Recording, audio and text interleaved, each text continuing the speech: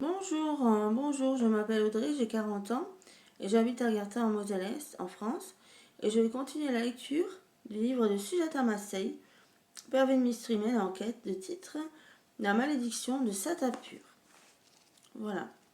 Donc on était arrivé à la page 134.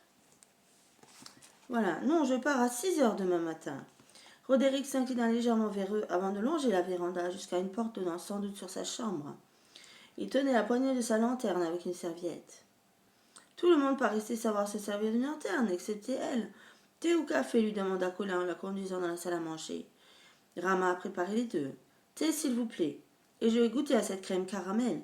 Elle a l'air vraiment onctueuse, déclara Pervin en s'installant à table. À sa place seulement, il y avait un petit bol en verre contenant un pudding doré. J'espère que votre entretien avec le médecin s'est avéré utile. Elle ne s'en rappelait plus grand-chose, excepté que le docteur n'avait pas manifesté une grande confiance envers elle.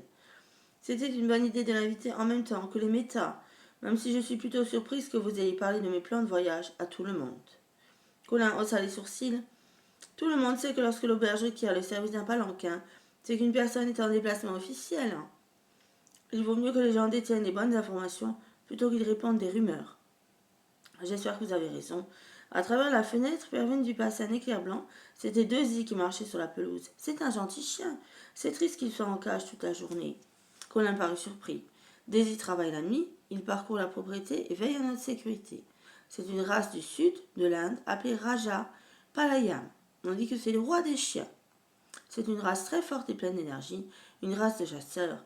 Sans sa cage, que je préfère appeler un abri, il ne prendrait même pas le temps de dormir. Elle est installée à l'ombre, il a de l'eau, et s'il aboie, Rama et moi le sortons. Que pensez-vous de la crème demanda-t-il en s'éclaircissant la voix. Elle est délicieuse, pardon. Le goût est un peu différent. Rama utilise du lait de chèvre, qui est censé être très bon pour la digestion. On en met dans notre thé et notre café également. Je m'y suis habituée et je ne pourrais probablement plus supporter le lait de vache. On s'habitue à ce qu'on a. Ça me fait penser aux cadeaux pour les enfants royaux. J'ai jeté un coup d'œil dans tout ça. Il indiqua une caisse en bois qu'elle avait vue plus tôt sur une table. Pourquoi êtes-vous en possession de livres pour enfants demanda-t-elle. J'ai demandé au bureau de Londres de m'envoyer des livres en anglais. Et un libraire de Bombay m'a fourni quelques livres en hindi et marathi qu'on pourrait utiliser dans une école de village. Mais il n'y a pas d'école. Un instant, elle se réjouit de pouvoir partager ce qu'elle avait vu dans le village voisin. Comment cela se fait-il alors que le dernier Maharaja désirait qu'il y en ait une? Le Premier ministre, le prince Swarap, n'a fait aucun progrès dans ce sens, bien que l'agence soit tout à fait prête à l'aider. Colin s'exprimait d'une voix plate, et elle sentit que c'était un sujet de mécontentement. Je vois, et il faudra attendre 8 ans avant que le prince Jivarao puisse prendre des décisions, n'est-ce pas? Il hocha la tête, d'air encore plus sombre. J'ai quand même tenu à avoir des livres ici. On ne sait jamais. Un missionnaire pourrait arriver dans la région et décider de mettre quelque chose en place. Il y a assez d'espace à l'auberge pour qu'on y aménage une salle de classe. Mais si l'école se trouvait ici, vous pourriez rencontrer des problèmes en agissant comme si les Britanniques dirigeaient Satapur. Pervin marqua une pause car une idée prenait forme dans son esprit.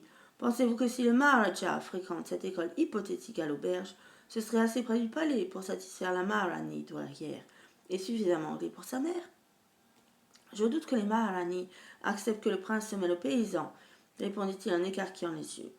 Et en ce qui concerne les écoles en Inde, il existe déjà des établissements qui accueillent uniquement les fils issus de la noblesse. Pervin fut déçu qu'il rejette son idée, mais elle comprit ses propos. À Bombay, les parents prenaient soin d'envoyer les enfants dans des écoles fréquentées par les membres les plus influents de leur communauté, de leur propre communauté. C'était même plus important que la religion des enseignants de l'école. J'aimerais connaître les noms de ces écoles pour la royauté. McLaughlin les mentionne dans les lettres du dossier. Avant de vous plonger dans ces documents, peut-on jeter un coup d'œil au livre? Son pudding fini, Pervin rejoignit Colin près de la caisse. Il avait sorti un livre à la couverture turquoise, sur laquelle un motif doré intrigant figurait un animal qu'elle ne reconnaissait pas, le vent dans les saules. J'ai lu des centaines de livres anglais dans mon enfance, mais je ne connais pas celui-ci. C'est une histoire avec des animaux. Avant de venir en Inde, mon neveu m'a demandé de la lui lire, déclara Colin avec un sourire nostalgique. L'Angleterre ne me manque pas vraiment, mais lui ici. À bientôt, merci, au revoir.